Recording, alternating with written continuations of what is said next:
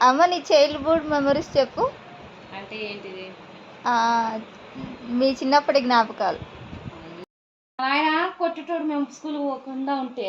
ఆ! పలక ఇసిరి కొట్టేది. మేము అట్ట పోయేది వచ్చేకల్లా స్కూల్‌కి పోతున్నాం అనేది. అక్కడక్కడ ఆడుకునేది. మళ్ళీ ఇంటికొచ్చేది. మళ్ళా మరుసటి రోజు పోయేది స్కూల్‌కని పోయేది. చింత చెట్టుకి ఎక్కేది. చింతకాయలు తెంపుకునేది. ఆ నుంచి ఇదే ఏమంటారబ్బా! కోతికొమ్మంచి ఆడేది. అట్లా గోచీలు కట్టుకొని అట్లా ఆడుకుండేటోళ్ళము. ఇంకా 5వ తరగతి అట్లా చదివిన నేను ఫెయిల్ ఒకవేళ ఎగ్జామ్స్ చెప్తారు మా సార్ ఎగ్జామ్స్ చెప్తే నేనేమంటానంటే అది ఏంటిదబ్బా దాంతో ప్రశ్న ఏది ఉంటుందో ఆ ప్రశ్ననే రచ్చ జవాబు రాదు నాకు అసలు చదివే రాదు. నేను ఎట్టా పాస్ కాలని ఫెయిల్ అయినా. ఇంకా 5వ తరగతే చదివిన అంతే. ఫెయిల్ అయినా 5 ఇంకా మానుకున్నాను అనమాట. ఇంట్లో వంట కూడా చిన్నగా కలుపు తీయను పోయేటోళ్ళం. మిరపకాయలు పోయాను అవి అట్లా మళ్ళీ మిరపకాయలు కలుపు బాగా తీర్చే అప్పుడు వచ్చేటప్పుడు మా ఫ్రెండ్స్ అంతా వచ్చేటప్పుడు ఇంకా కలుపు తీయని పోయేటప్పుడు చెరువులో గడ్డి ఉండేది మాకు. బర్రెలు గడ్డి కట్టుకొని ఈత కట్టి బాగా కింద అట్టి తొల్లు ఉంటే తొక్కడం జారడం అట్లా ఆడుకుంటూ వస్తుంటాం మేము. మళ్ళీ అదేంటిదబ్బా తొలిశాకు ఉంటుంది. తొలిశాకు తెంపుకొని తంగిడాకు తాట తీసి ఆ రెండు కలిపి కొంచెం సున్నం వేసుకొని నోట్లో ఆకొక్క మధ్యన నములుకునే వాళ్ళం. ఎర్రగా అవుతుంది. అట్లా బాగా ఎంజాయ్ చేసుకుంటా ఆడుకుంటా ఎంత. ఇప్పుడు పిల్లల్లా ఎంజాయ్ లేదు ఏమి లేదు. ఎప్పుడు పార్కింగులు ఫ్రెండ్స్ సెల్లులు. మీరు కూడా తిరిగినారు కదా ఫ్రెండ్స్తో. ఆ ఫ్రెండ్స్ వేరే ఈ ఫ్రెండ్స్ వేరే తెలుసా. అప్పుడు ఎంజాయ్ వేరే ఇప్పుడు. మళ్ళీ మాకు పొలం ఉండేది కొంచెం ఎంతలే ఒక 6 ఎకరం ఉండేది.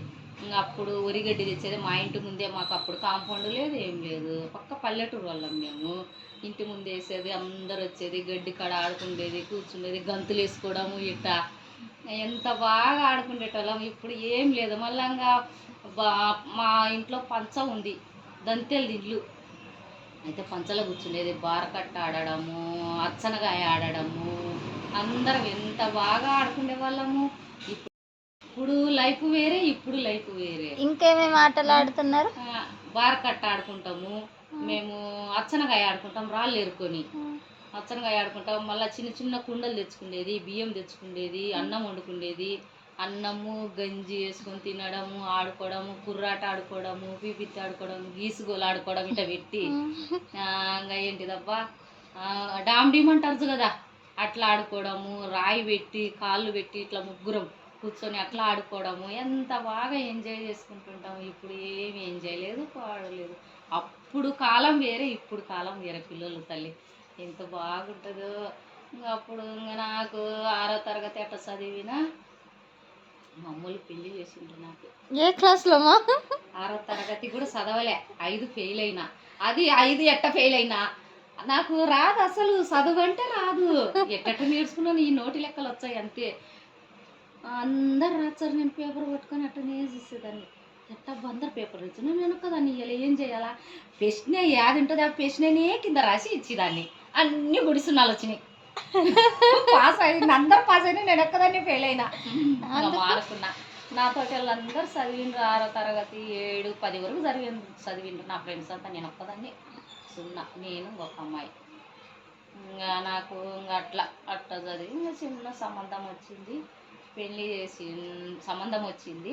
ఆ సంబంధం పెళ్ళి అంటే నాకేం తెలియదు. రెడీ చేసిండ్రు మా పెద్దమ్మ కూతురు వచ్చి రెడీ చేసింది నన్ను బాగా నీట్గా. మా అన్న మా అమ్మ అయితే చేసుకోవద్దు అంటున్నారు. నేనేమో నాకు తెలియదు కదా పెళ్ళి అంటే అప్పట్లో. ఇప్పుడంటే నాకు వద్దనేదాన్ని. ఇంకా వచ్చిండ్రు మా అమ్మ మా అన్నకు ఇష్టం లేదంట. మా నాయన కోసము తల ఊపినంగా చేసుకున్నా ఏం చేస్తాం గంగిద్ద మాదిరి చేసుకున్నా. ఇంకా మళ్ళా మా అమ్మ ఇంకా అప్పుడు ఇంక ఎన్ని కష్టాలు పడినానంటే మా ఆయన ఒక 2 నెలలు 6 నెలలు సుఖపడినంతే పెళ్ళేదానికే కష్టము. మా ఆయన ఊరు తిప్పడము తాగను ఏం చేస్తావు. నాది ఇంకా ఇప్పుడు కాలం గడిచిపోయింది. ఇంకా ఏం చేస్తావు. ఇప్పుడు ఒక 2 పిల్లలు పుట్టిండ్రు. ఆ పిల్లలు అమ్మో దేవుడా వద్దురా నాయన ఈ పిల్లలు కాదు పిడుగులమ్మా. ఏం చేస్తావు. అయితే ఇప్పటికైతే పర్వాలే. వాళ్ళే కొడుకులు వాళ్ళే బిడ్డలు ఇప్పటి వరకు అయితే. ఫస్ట్ నేను కష్టపడినా కాబట్టి పెళ్ళైనగా చాలా కష్టపడినా. నా కష్టం కూడా చిన్నపిల్ల భాగం పంచుకొని ఆ పిల్ల కూడా కష్టపడింది. పెద్ద పిల్లకు కష్టం అంటే అంత తెలియదు. సుకుమారి అమ్మ ఇంకా చాలొద్దు అంతా